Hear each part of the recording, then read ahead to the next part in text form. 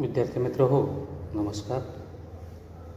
आजच्या या तासिकेमध्ये आपण BA तृतीय वर्षातील सत्र 5वे येथील घटक क्रमांक 2 भारतीय प्रयोजन विचार यामध्ये सर्वप्रथम आपण भारतीय अभ्यासकांनी म्हणजेच संस्कृत अभ्यासकांनी सांगितलेली साहित्याची जी प्रयोजने आहे त्याचा विचार करणार आहोत.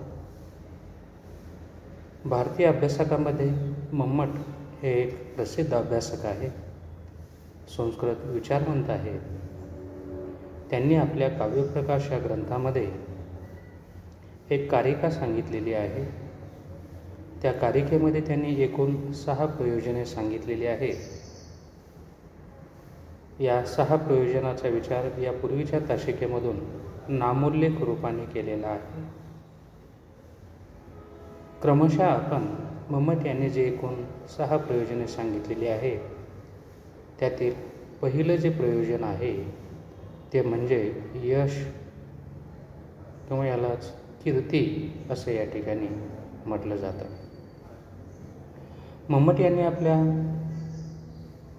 प्रयोजन विचारामध्ये पहिलं प्रयोजन जे सांगितलेलं आहे ते म्हणजे यश हे आहे, यालाच कीर्ती असं या ठिकाणी म्हटलं जातं.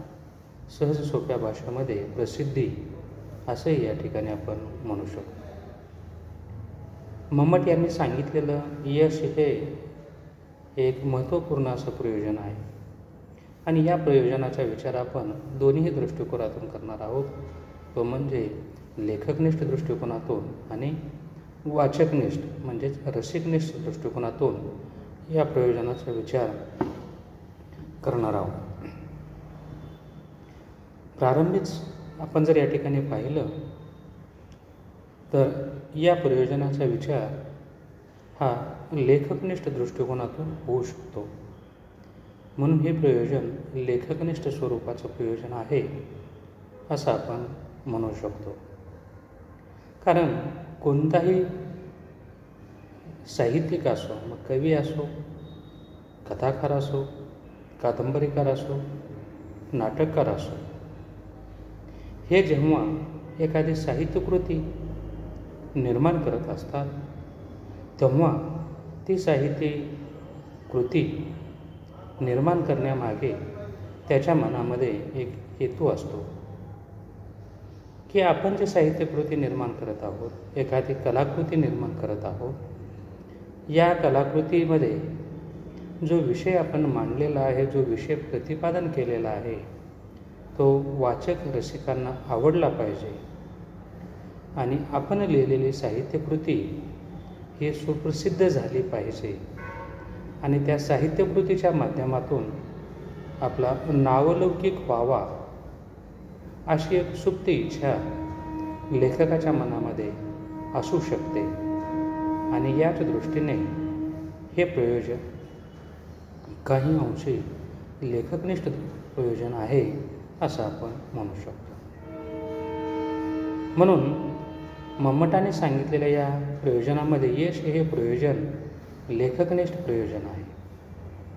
कोणत्याही कवीच्या किंवा साहित्यिकाच्या मनामध्ये आपल्या काव्याला कीर्ती मिळावी, यश मिळावं, प्रसिद्धी मिळावी अशी त्याची सुप्त इच्छा असणे स्वाभाविक आहे. त्या इच्छापूर्तीसाठीच साहित्यकृतीला जन्म देत असतो.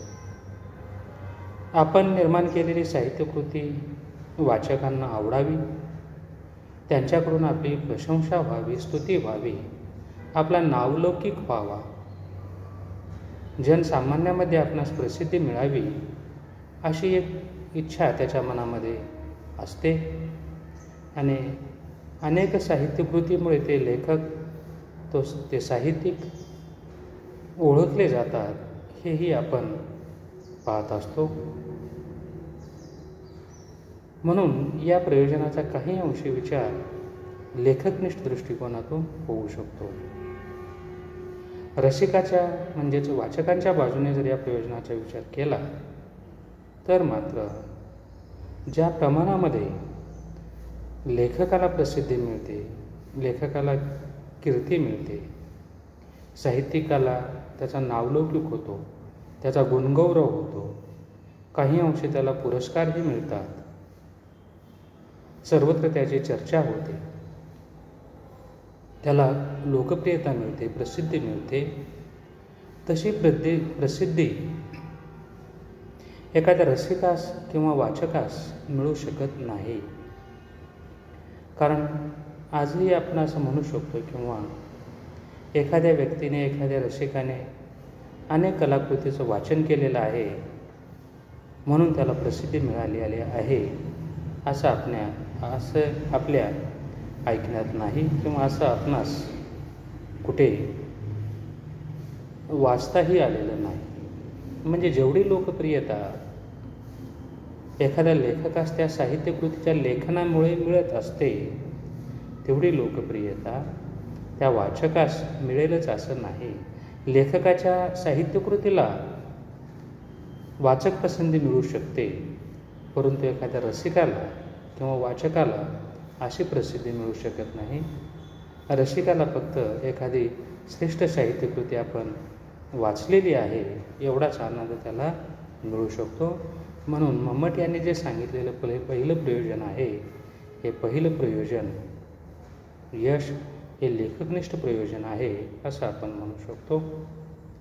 परंतु साधक बाधक पद्धतीने जेव्हा याचा विचार करू लागतो तेव्हा असंही म्हणता येऊ शकतं की सर्वच लेखक हे केवळ प्रसिद्धी मिळावी किंवा यश मिळावं याचसाठी लेखन करतात असं म्हणता येत नाही. अनेक लेखकांना त्यांच्या मृत्यूनंतर प्रसिद्धी मिळालेली दिसून येते. या प्रयोजनाच्या संदर्भातील अधिकचा विचार आपण पुढील तासिकेमध्ये करूया. धन्यवाद.